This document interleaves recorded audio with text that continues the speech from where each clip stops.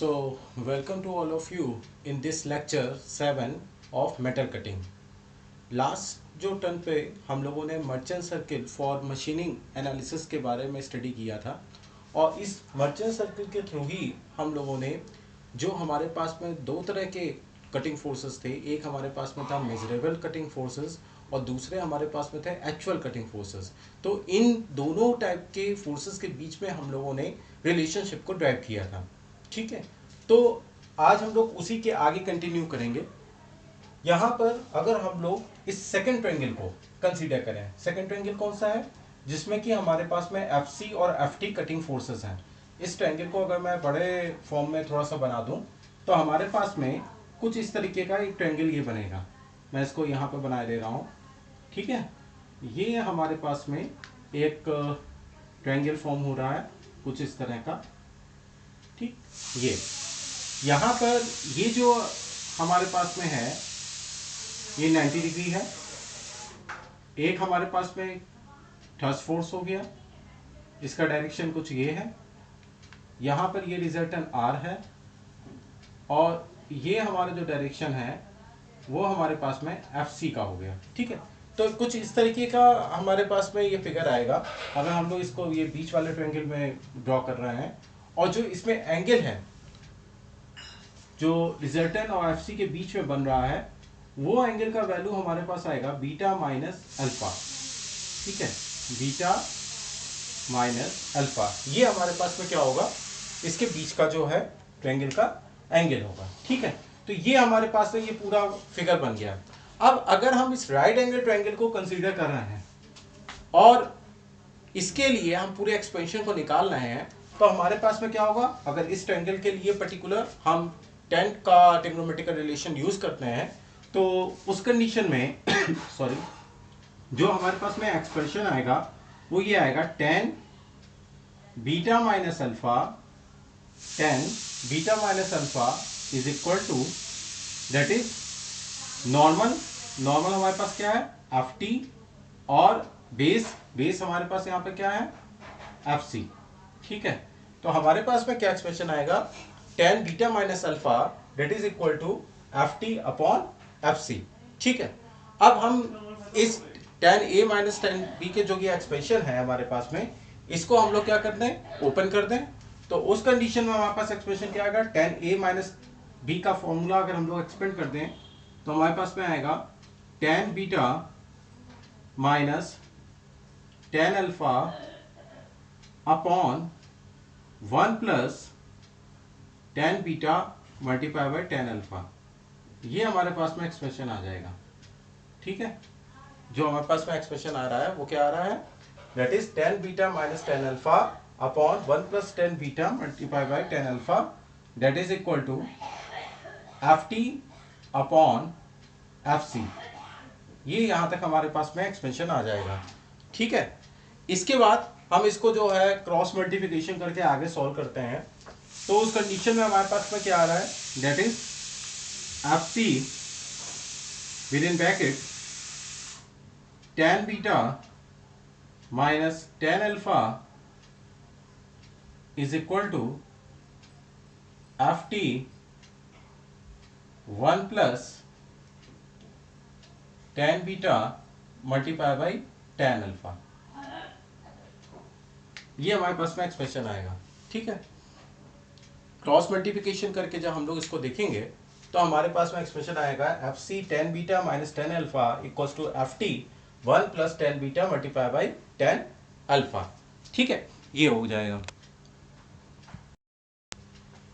यहाँ पर हम लोगों ने देखा जब इसको क्रॉस मल्टीप्लिकेशन कर देंगे तो FC tan beta minus tan alpha that is equal to FT one plus tan beta multiply by tan alpha हो गया। इसको आगे हम लोग सॉल्व अगर करें तो हमारे पास में आएगा expression FC tan beta minus FC tan alpha that is equal to FT plus FT tan beta multiply by tan alpha. ठीक है, ये हमारे पास में एक्सप्रेशन आ रहा है। अब एक्चुअली हम ये पूरी एक्सरसाइज कर क्यों रहे हैं, मेन रीज़न इस पूरी एक्सरसाइज करने का ये है, हम ये चाहते हैं कि जो हमारे पास में फ्रिक्शन एंगल है, फ्रिक्शन एंगल को यहाँ पर किससे रिप्रेजेंट कर रहे हैं हम लोग, फ्रिक्शन एंगल को हम लोग यहाँ पर बीटा से रिप्रेजेंट कर रहे हैं। तो हम बीटा और एफ टी और एफ सी के बीच में रिलेशनशिप को ड्राइव करना चाहते हैं। ठीक है, हम किसके किसके बीच में रिलेशनशिप ड्राइव करना चाहते हैं, बीटा, एफ टी और एफ सी। और उसके अलावा एक और ऑफ कोर्स एक और एंगल हमारा आ रहा है यहाँ पर, जिसकी वैल्यू क्या है, रैक एंगल है। ठीक है, तो जो हमारा फाइनल जो हमारे पास एक्सपेंशन आएगा for getting value of friction angle in terms of F T, F C and rake angle, तो उसके लिए हमको ये पूरी एक्सरसाइज करनी है। तो यहाँ पर हम क्या करें कि टेन बीटा वाले जो टर्म हैं उनको हम एक साथ कर लें। तो टेन बीटा एक यहाँ पे आ रहा है और एक टेन बीटा यहाँ पे आ रहा है। ठीक है, तो अगर हम इन सारे टर्म्स को एक साथ कर लेंगे और उसके बाद इसको नोट डाउन करते हैं, मैं ऊपर लिखे दे रहा हूँ इसमें। ठीक है, या यहाँ पे एक लाइन और आ जाएगी। तो इन दोनों टर्म को लेकर मैं इसको सॉल्व करता हूँ और टेन बीटा को कॉमन ले लेता हूँ। तो हमारे पास में एक्सप्रेशन क्या आएगा, that is tan beta is equal to within bracket F C minus F T and tan alpha is equal to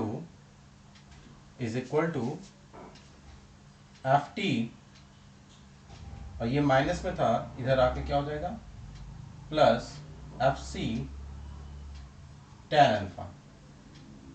ये हमारे पास में एक्सप्रेशन आ रहा है।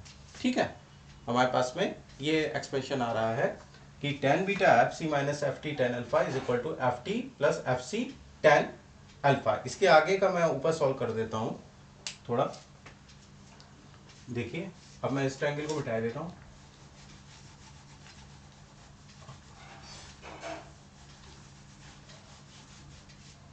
तो देन यहां से अगर हम इसमें टेन बीटा की वैल्यू हमको निकालनी है, यहां पर तो हमने लिखा ten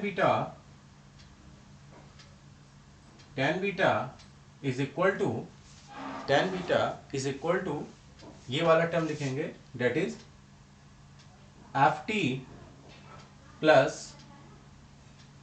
F C tan alpha, F T plus F C tan alpha upon F C minus F T tan alpha, F C minus F T tan alpha. ये हमारे पास में एक्सप्रेशन बन रहा है। ठीक है, ये हमारे पास में एक्सप्रेशन आ रहा है।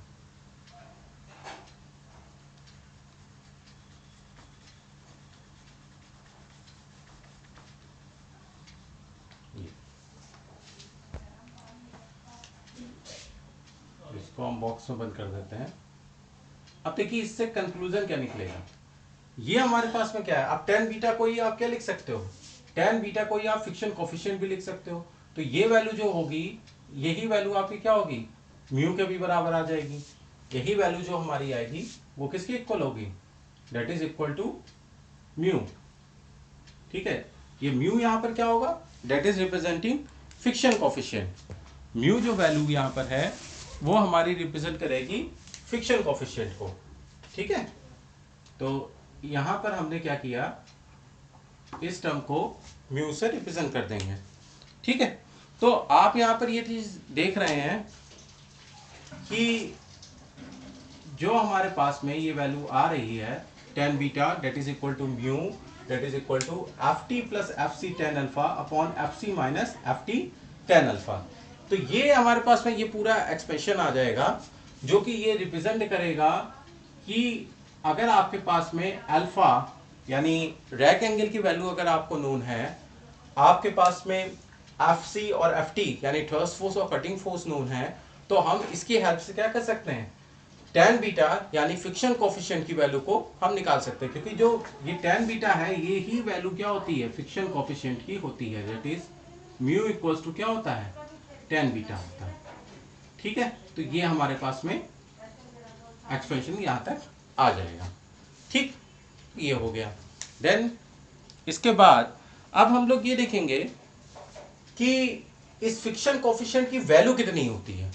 ठीक है, इस फ्रिक्शन कोफिशिएंट की वैल्यू जो है वो कितनी आएगी। तो ये चीज ध्यान रखिएगा कि जनरली जो मशीनिंग होते हैं, मशीनिंग प्रोसेस होते हैं, उनमें फ्रिक्शन कोफिशिएंट की वैल्यू जो होती है वो लेस देन 1 होती है। जनरली अधिकतर जितने भी मशीनिंग ऑपरेशंस होते हैं उनमें जो फ्रिक्शन कोफिशिएंट की वैल्यू होती है वो हमारी लेस देन 1 होती है।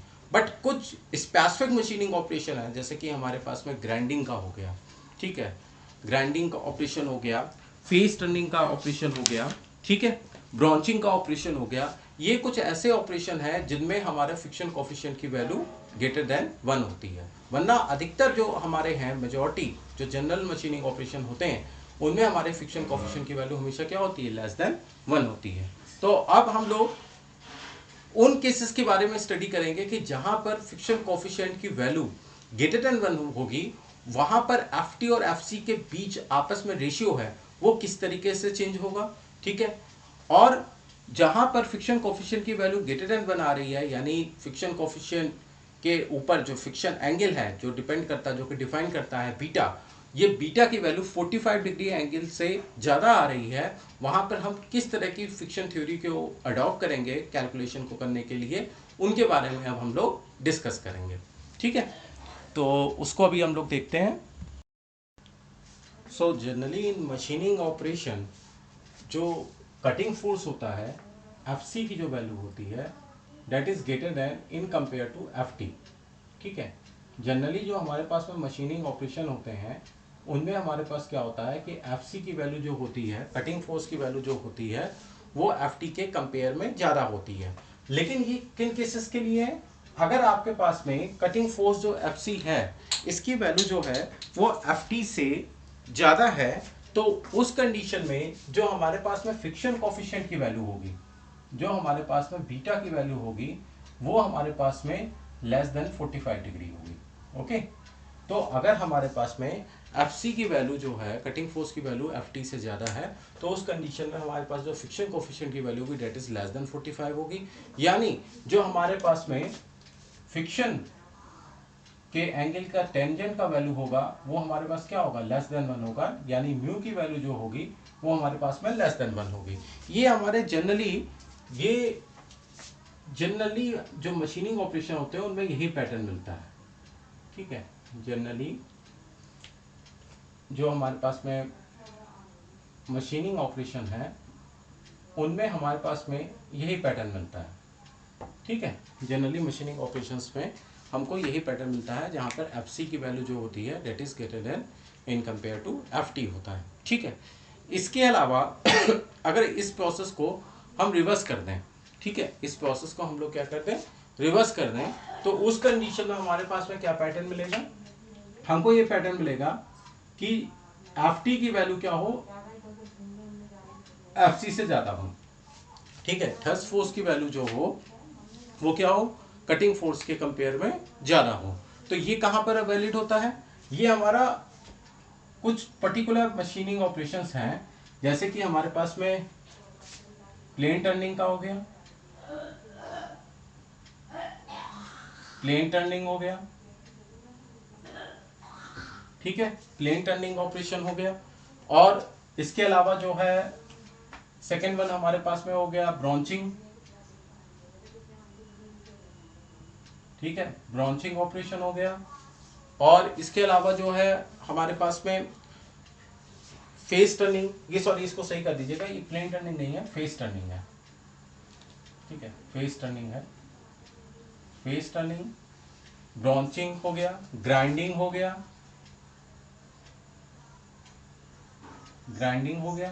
तो ये वो ऑपरेशंस हैं जिसमें हमारे पास में क्या होता है, थ्रस्ट फोर्स की वैल्यू कटिंग फोर्स से ज्यादा होती है। तो ये कब पॉसिबल होता है, देखिए आपको मैंने भी बताया था, जब आप पुराने वाले एक्सप्रेशन से इसको रिलेट करने की कोशिश करोगे तो उस कंडीशन में आप ये लिखोगे कि जब एफ की वैल्यू हमारी एफ से ज़्यादा हो जाती है, थ्रस्ट फोर्स की वैल्यू हमारी कटिंग फोर्स से ज़्यादा हो जाती है, तो उस कंडीशन में जो हमारे पास फ्रिक्शन कोफिशिएंट की वैल्यू होती है वो ग्रेटर देन 1 आती है, जो कि जनरली हमारे अधिकतर मशीनिंग ऑपरेशन में क्या थी, ये वैल्यू, ये हमारी वैल्यू लेस देन 1 आती थी। बट इस तरह के अगर केसेस हैं हमारे पास में, कौन कौन से, अगर फेस टर्निंग ऑपरेशन हो रहा है ठीक है, फेस टर्निंग ऑपरेशन है और ब्रांचिंग ऑपरेशन है, ग्राइंडिंग ऑपरेशन है, तो उस कंडीशन में हमारे पास में क्या होगा, फ्रिक्शन कोफिशिएंट की वैल्यू क्या होगी, ग्रेटर देन 1 आ जाएगी। ठीक है, तो ये वो ऑपरेशंस हैं जहां पर आपके पास में कन्वेंशनल फ्रिक्शन थ्योरी नहीं लगेगी, इसके लिए क्लासिकल फ्रिक्शन थ्योरी लगती है। वो क्लासिकल फ्रिक्शन थ्योरी के लिए एक्सप्रेशन हमारे पास में क्या होता है, उसके लिए अगर आपको फ्रिक्शन कोफिशिएंट की वैल्यू को कैलकुलेट करना पड़ेगा तो आपको क्लासिकल फ्रिक्शन थ्योरी लगानी पड़ेगी। इसका एक्सप्रेशन ये होता है mu equals to L N 1 upon R upon pi by 2 minus alpha. Okay, ये हमारे पास में एक्सप्रेशन आता है। ये एक्सप्रेशन किसका है, ये हमारी जो है थ्योरी कहलाती है क्लासिकल फ्रिक्शन थ्योरी। ठीक है, this is called as classical friction theory. ठीक है, ये क्लासिकल फ्रिक्शन थ्योरी कहलाती है। ये किसके लिए वैलिड है, ये वैलिड उन केसेस के लिए है जहां पे आपका थ्रस्ट फोर्स का वैल्यू कटिंग फोर्स से क्या होगा, ज्यादा होगा, और फ्रिक्शन, अब जब ये वैल्यू ज्यादा होगी तो इसी वजह से आपका जो फ्रिक्शन कोफिशिएंट है उसकी वैल्यू भी क्या होगी, ग्रेटर देन 1 हो जाएगी, और उस कंडीशन में आप क्या करोगे, इस क्लासिकल फ्रिक्शन थ्योरी को आप अडॉप्ट करोगे। ठीक है, तो ये हमारे पास में यहां तक का हो गया। अब इसके बाद हम लोग बात करते हैं कि जो मशीनिंग ऑपरेशन हो रहा है इसमें आपने देखा कि हमारे पास में डिफरेंट डिफरेंट टाइप के फोर्सेस लग रहे थे। एक तो हमारे पास में एक्चुअल फोर्सेस थे, दूसरे हमारे मेजरेबल फोर्सेस थे। तो किसी भी मशीनिंग ऑपरेशन में उसको पूरे प्रोसेस को होने के लिए जो हमारा पावर कंजम्पशन होता है उसकी वैल्यू को हम कैसे कैलकुलेट करेंगे, उसको अब हम लोग देखते हैं। ठीक है, तो अब उसके ऊपर हम लोग फोकस करते हैं। So power consumption in machining को कैलकुलेट करने के लिए मैंने ये एक जोन बना दिया है। यहाँ पर मैंने टूल को हटा दिया ताकि आप शेयर प्लेन को अच्छे से समझ सकें कि शेयर प्लेन यहाँ पर कहाँ पर है।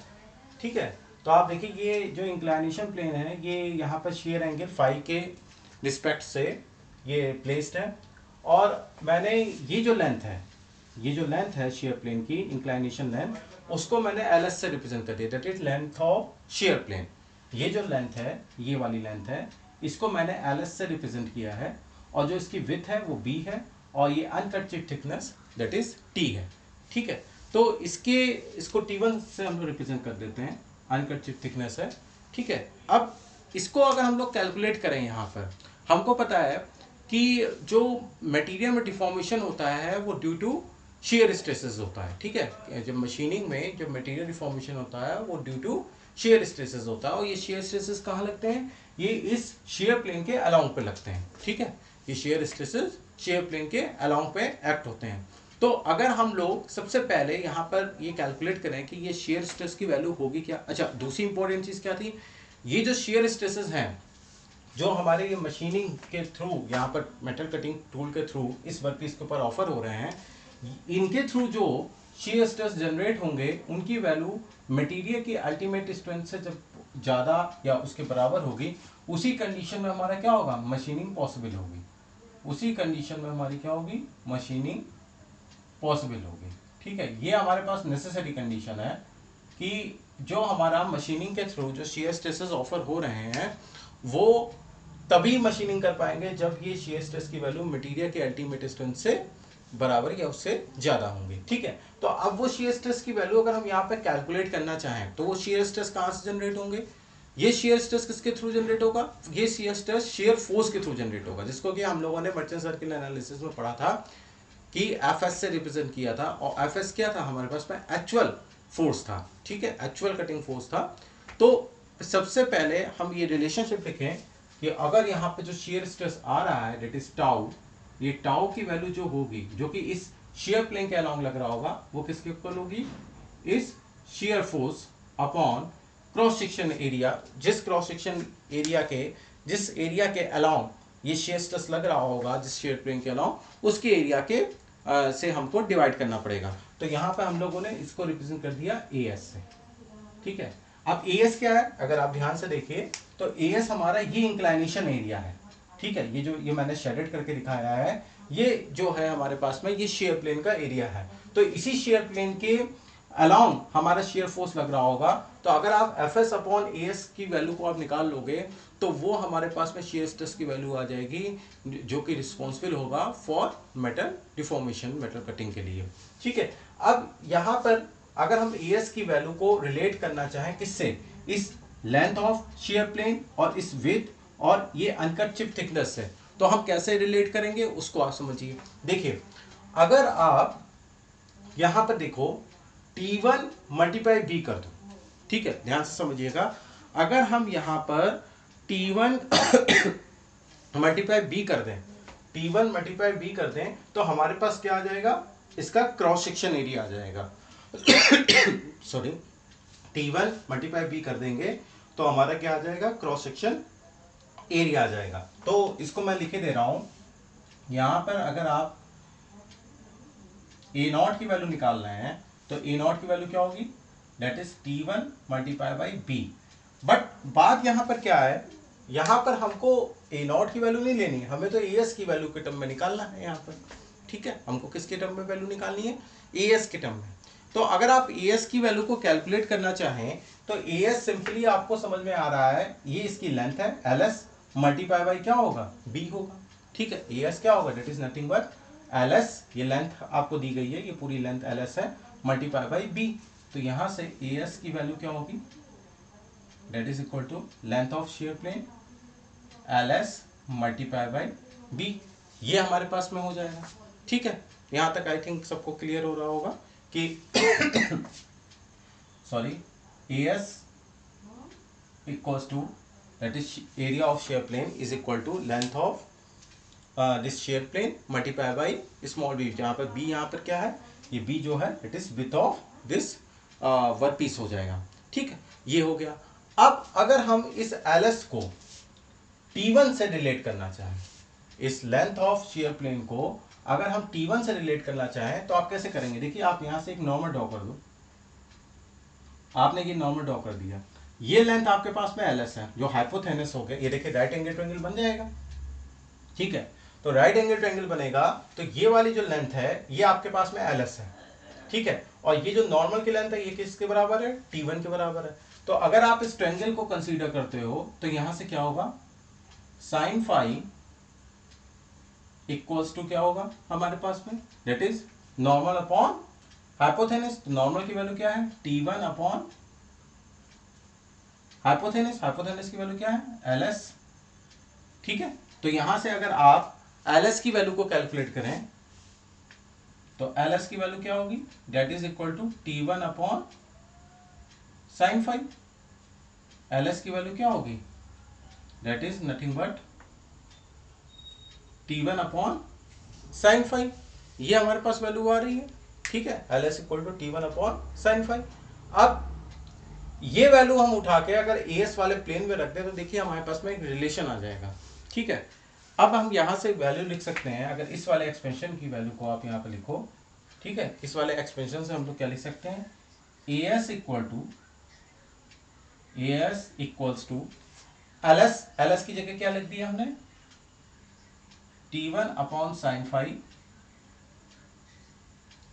मल्टीप्लाई बाई यहां पे क्या था, बी। तो देखिए अब हमने जो हमारे पास में शेयर प्लेन का एरिया था, जो हमारे पास में शेयर प्लेन का एरिया था उसको हमने क्या कर दिया, कन्वर्ट कर दिया पूरा पूरा किसमें, हमने नोन वैल्यूज में। नोन वैल्यूज हमारे पास में क्या थी, नोन वैल्यूज हमारे पास में थी एक तो अनकट चिप थिकनेस, दूसरी विड्थ ऑफ वर्क पीस और तीसरा क्या, शेयर एंगल। तो एरिया ऑफ शेयर प्लेन, ये एएस की वैल्यू जो थी वो क्या होगी हमारे पास, T1 upon sine five multiply by B. Area of shear plane that is equal to T1 upon sine five multiply by B, ये हमारे पास में एक्सप्रेशन आ गया। ठीक, अब इसकी वैल्यू को हम लोग यहां पर अभी पुट करके आगे की वर्किंग को कैलकुलेट करते हैं। ठीक है, क्योंकि हमको तो चाहिए था शेयर प्लेन का वैल्यू, तो यहां से अगर हम लोग वैल्यू को कैलकुलेट कर रहे हैं, ठीक है, तो वो वैल्यू हमारे पास में क्या आएगी in terms of shear plane अगर कैलकुलेट करें तो tau equals to Fs upon AS की वैल्यू देखो यहां से क्या है, T1 B upon sine five. तो T1 बी, ठीक है, अपॉन साइन फाइव, ठीक है।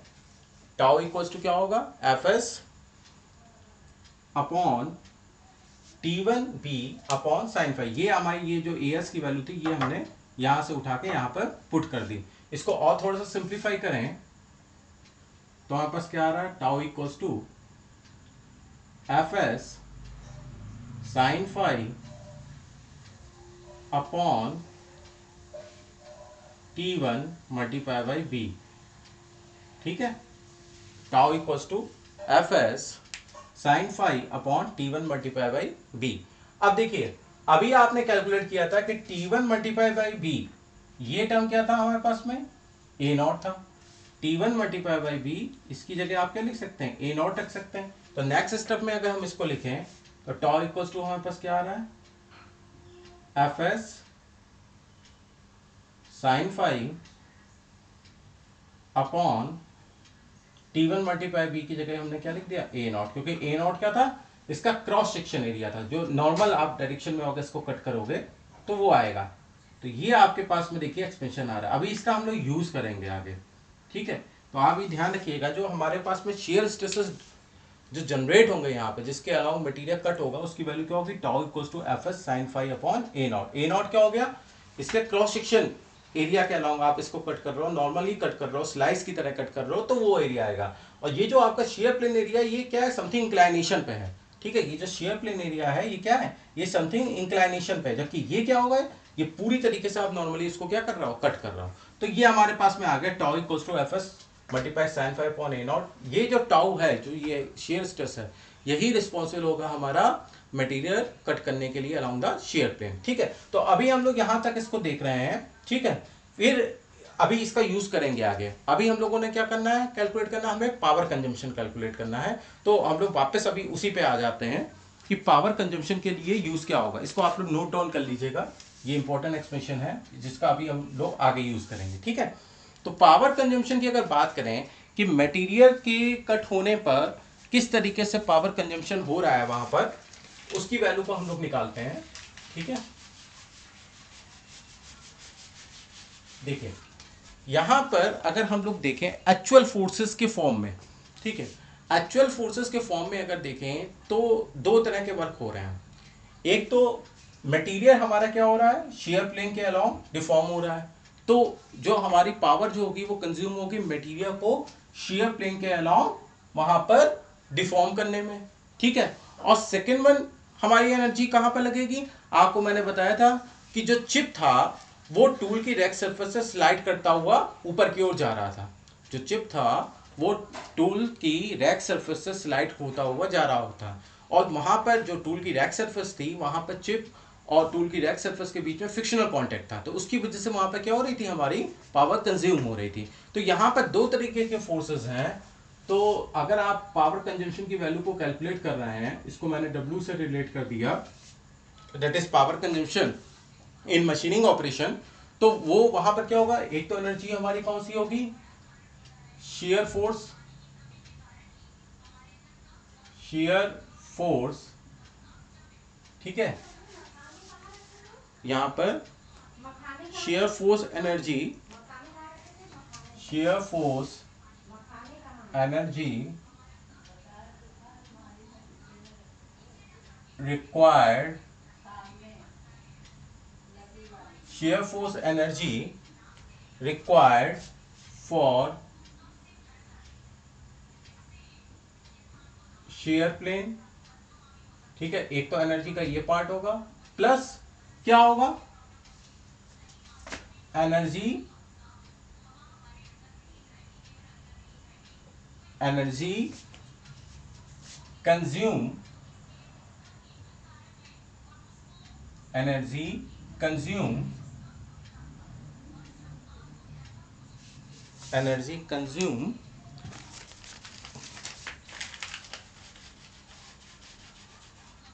एनर्जी कंज्यूम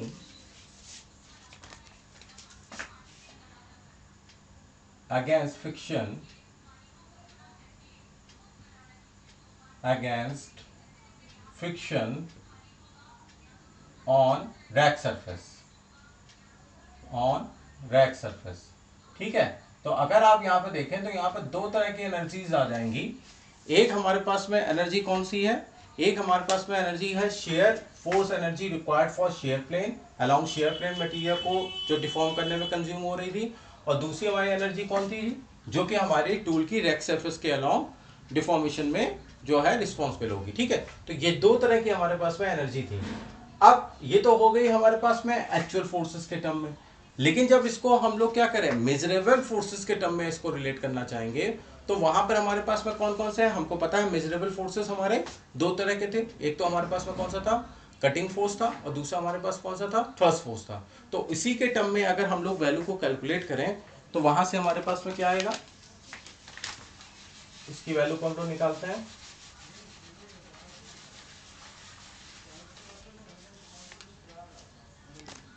वर्क डन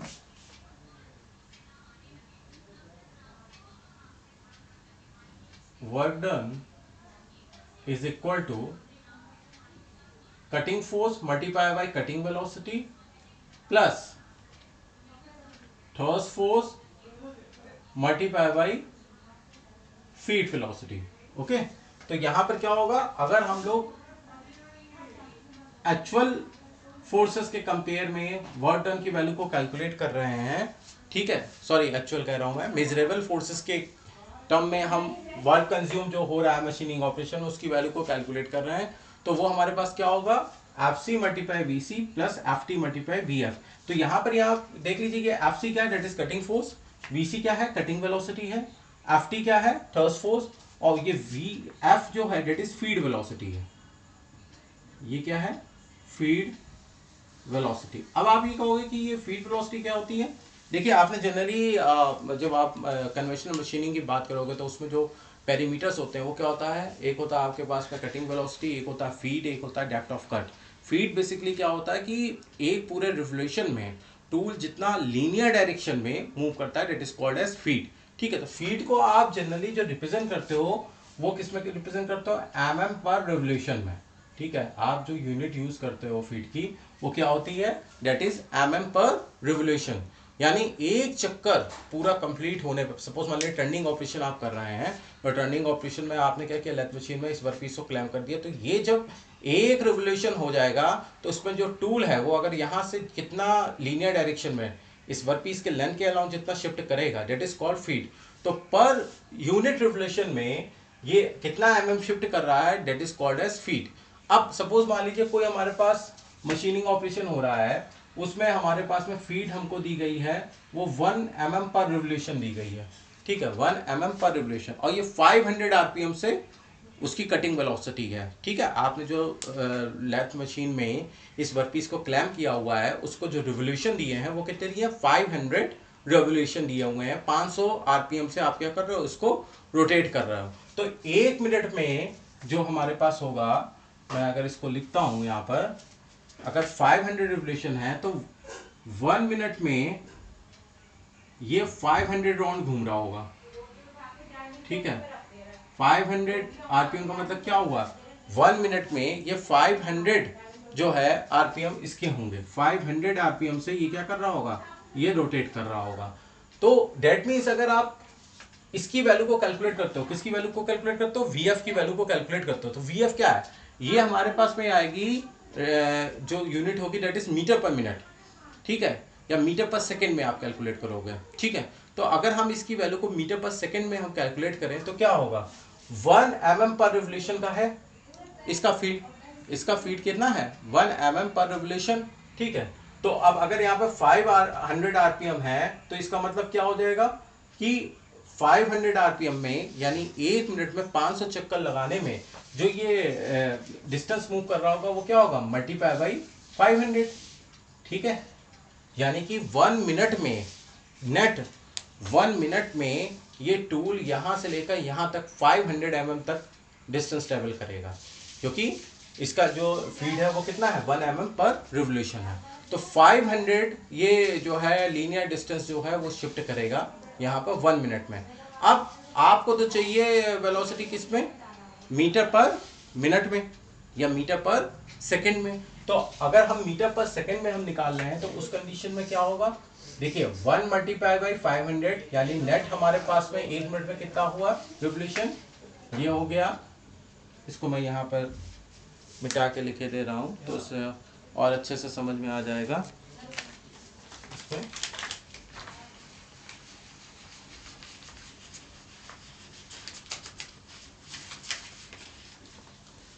अगर यहाँ पर हमारे पास में फीड जो है वो 1 mm पर रिवोल्यूशन है और वर्क पीस हमारा 500 RPM से रोटेट कर रहा है, तो उस कंडीशन में हमारे पास में जो VF की वैल्यू आएगी वो कितनी आएगी 500 mm पर मिनट।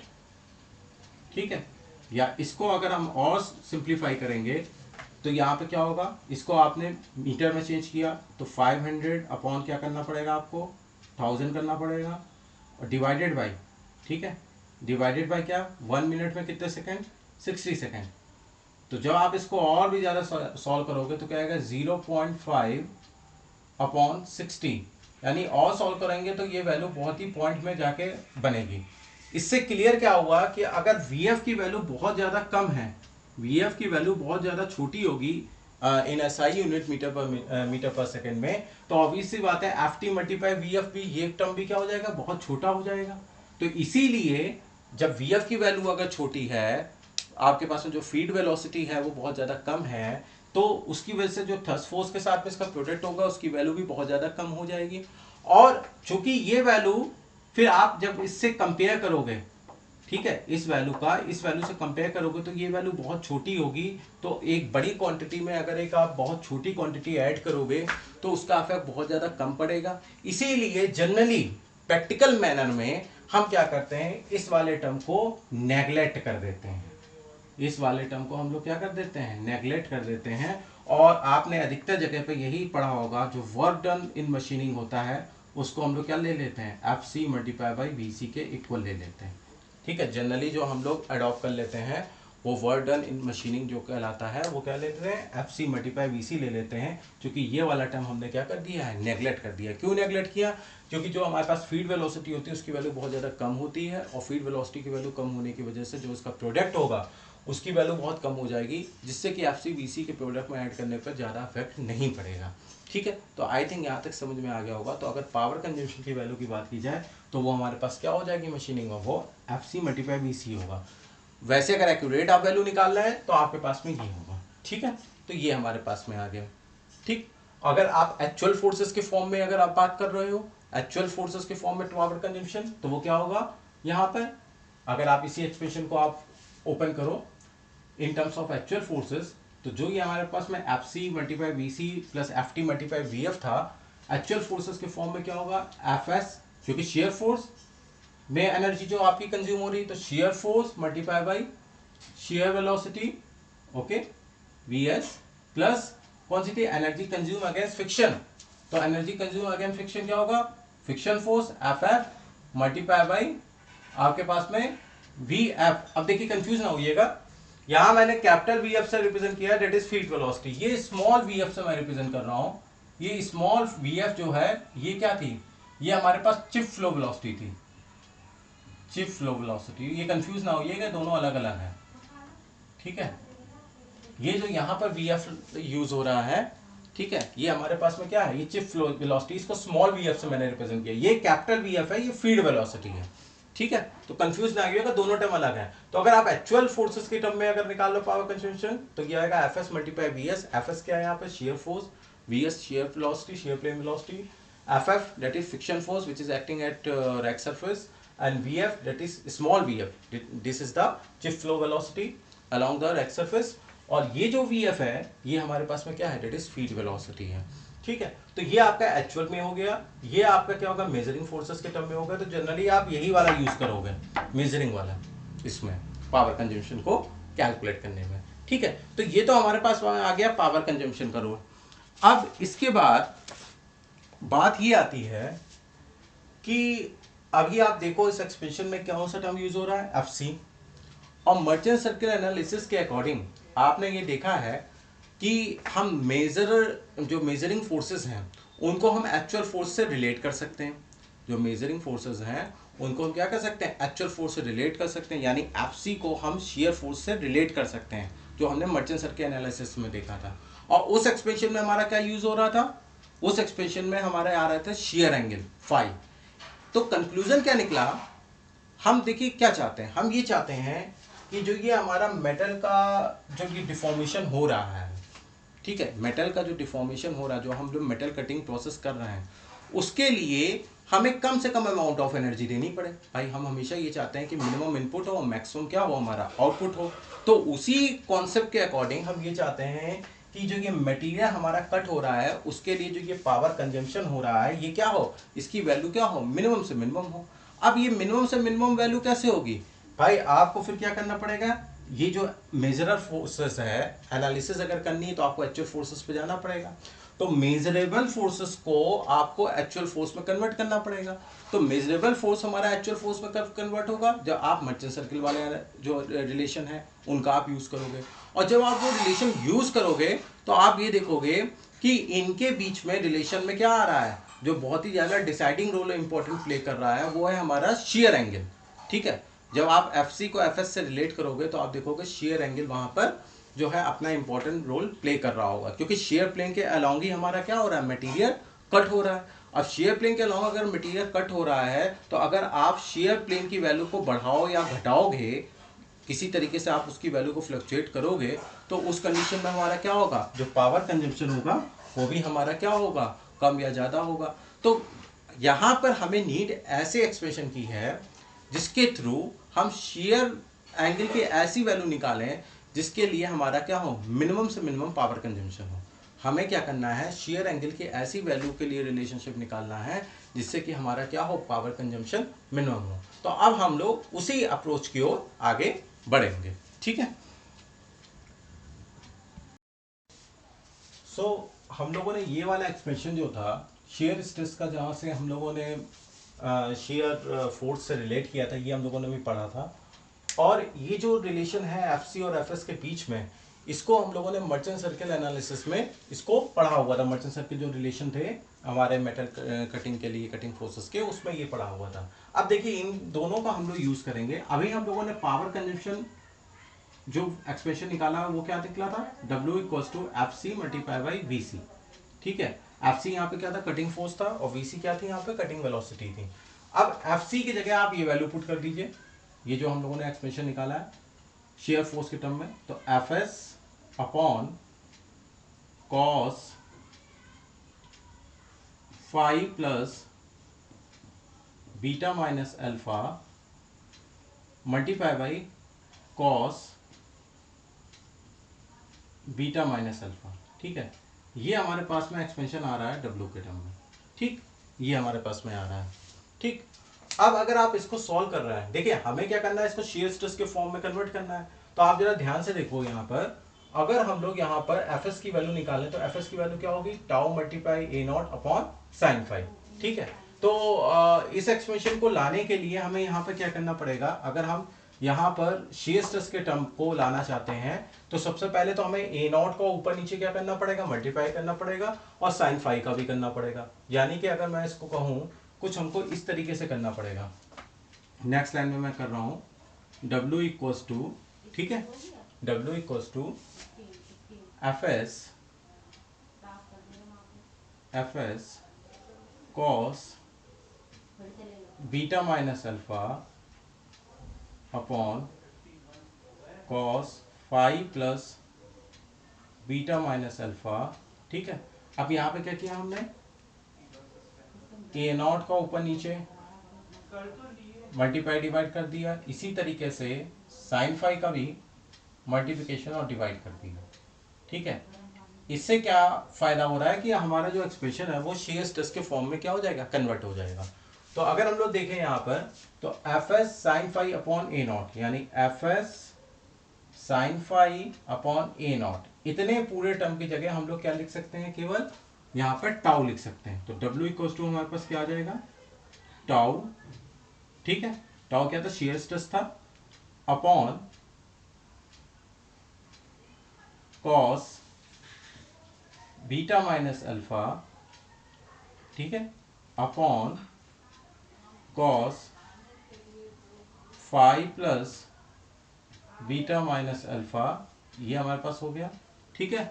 और इसके अलावा हमारे पास में टर्म क्या बच रहा है, एफ एस देखिए कंज्यूम हो गया, ए नॉट कंज्यूम हो गया, केवल ए नॉट अपॉन साइन फाई हमारे पास में टर्म जो है वो अलग से बच रहा है, ठीक है। तो इसको हम लोग क्या लिख सकते हैं, ए नॉट अपॉन साइन फाई। एक तो ए नॉट ये वाला ए नॉट जो था, और हमारे पास ये वाला जो साइन फाई था, ये तो कंज्यूम होगा एफ एस के साथ में जिसने कि टाउ बना दिया, रिमेनिंग ये बचे, मल्टीप्लाई बाय क्या होगा, वीसी, ठीक है। यहाँ पर भी वीसी था, छूट गया था, ठीक है। यहाँ पर भी ये टर्म लिख के देते हैं वीसी, ये छूट गया था टर्म, ठीक, वीसी, ये हमारे पास आ गया।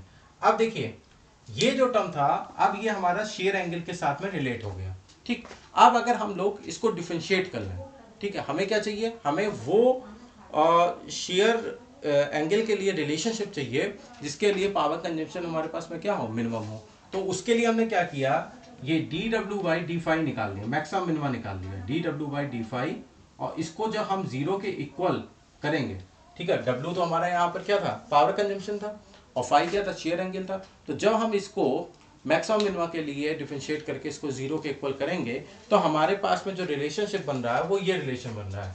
तो फाइनली इससे जो रिलेशन बनेगा वो बनेगा 2 phi plus beta minus alpha equals to 90 degree. ये एक रिलेशन बन रहा है, 2 phi plus beta minus alpha equals to 90 degree, ठीक है। जब आप इसको ये जो है डिफरेंशिएट करके मैक्सिमम मिनिमा को आप अडॉप्ट करोगे, तो उस कंडीशन में हमारे पास में ये रिलेशन आएगा। ये क्या है, ऑप्टिमम शेयर एंगल रिलेशन है फॉर मिनिमम वर्क डन, ठीक है। ये हमारे पास क्या है, that is optimum shear angle है relation, shear angle relation, shear angle relation for minimum work done, for minimum work done, ठीक है। ये हमारे पास में आ रहा है optimum shear angle relationship for minimum work done. इसी को हम लोग कहते हैं मर्चेंट शेयर एंगल, इसी को आप लोग नोट कर लीजिए, इसी को हम लोग क्या बोलते हैं, मर्चेंट जो है शेयर एंगल। तो ये हमारे पास में आ गया। बाकी बाद में ली एंड सेफर्ड थे जिन्होंने इस एक्सप्रेशन को एक्सपेरिमेंटल एनालिसिस के थ्रू वैलिडेट करने की कोशिश की, बट वो इसमें फेल हो गए, ठीक है। क्योंकि इसमें क्या था, आप देखोगे इसमें कई सारे एजम्पशन है। जैसे कि मेन एजम्पशन इसमें क्या था, आप देखो मैंने वर्डन जो कंज्यूम हो रहा है मशीनिंग में वो क्या लिया है, एफ सी मल्टीप्लाई वी सी। यहाँ पर थर्स्ट फोर्स और जो फीड वेलोसिटी वाला टर्म था जो plus F T multiply V F था, उसको हम लोगों ने क्या कर दिया था, नेगलेक्ट कर दिया था। क्यों नेगलेक्ट किया था, क्योंकि जो फीड वेलोसिटी की वैल्यू थी वो बहुत ही ज़्यादा लो थी। तो वो जो एफ टी के साथ में प्रोडक्ट हो रहा था, तो जो वैल्यू आ रही थी वो हमारी एफ सी मल्टीप्लाई वी सी के कंपेयर में बहुत ज़्यादा छोटी हो जा रही थी। तो इसलिए हमने उसको नेगलेक्ट कर दिया था। बट प्रैक्टिकली अगर हम उसके लिए एनालिसिस करेंगे, प्रैक्टिकली मैनर में अगर आप वर्क करोगे, तो वो कहीं ना कहीं उसका सिग्निफिकेंट इफेक्ट हमारी पूरी कैलकुलेशन पर पड़ेगा, ठीक है। वो भले चाहे जितनी भी कम वैल्यू हो, लेकिन प्रैक्टिकली तो उसका इफेक्ट पड़ रहा है। इसी वजह से ली एंड सेफर्ड जो हैं, ये दो लोग थे जिन्होंने इसको वैलिडेट करने की कोशिश की, बट वो फेल रहे। ये थ्योरिकल अप्रोच थी, इसको प्रैक्टिकली मैंने में नहीं वो कर पाए, तो उन्होंने एक अपना कॉन्सेप्ट दिया ली एंड सेफर्ड ने, ठीक है। तो ली एंड सेफर्ड का मैं यहाँ लिखे दे रहा हूँ, ली एंड सेफर्ड ने अपना जो रिलेशन दिया ऑप्टिमम शेयर एंगल के लिए, उनका रिलेशन ये था 5 plus 5 plus beta minus alpha equals to 45 degree, ठीक है। इसको नोट कर दीजिएगा, इनका रिलेशन क्या था, 5 plus beta minus alpha equals to 45 degree में, फिर से लिख दे रहा हूँ, equals to 45 degree. 5 plus beta minus alpha equals to 45 degree. ये हमारे पास में किसका था, ली एंड शेफर्ड का रिलेशनशिप था। इन्होंने अपनी कैलकुलेशन के हिसाब से बताया। इसी तरीके से एक स्टैबलर थे, उन्होंने भी अपना एक्सप्रेशन दिया मिनिमम शेयर एंगल के लिए। स्टैबलर, इनका जो रिलेशनशिप था स्टैबलर का, वो हमारे पास में रिलेशनशिप था 5 plus beta 5 plus beta minus alpha by 2 is equal to 45 degree. 5 plus beta minus alpha by 2 equals to 45 degree. तो ये डिफरेंट डिफरेंट जो है हमारे पास में रिलेशनशिप है मिनिमम शेयर एंगल के लिए, बहुत ही इंपॉर्टेंट है। तो अगर कहीं कुछ आपको नहीं दिया हुआ है, अनलेस ये दो आप तब तक यूज नहीं करेंगे जब तक कि प्रॉब्लम में ना दिया हो, और प्रॉब्लम में अगर कुछ भी नहीं दिया हुआ है तो आप फिर यही optimum shear angle relation use करेंगे 2 5 plus beta minus alpha equals to 90 degree. ठीक है, अदरवाइज अगर आपको मेंशन है प्रॉब्लम में तभी आप इन एक्सप्रेशंस का यूज करेंगे। तो चलिए आज हम इतना ही रखते हैं, इसके आगे का हम लोग नेक्स्ट टर्न पे फिर डिस्कस करेंगे। Thank you.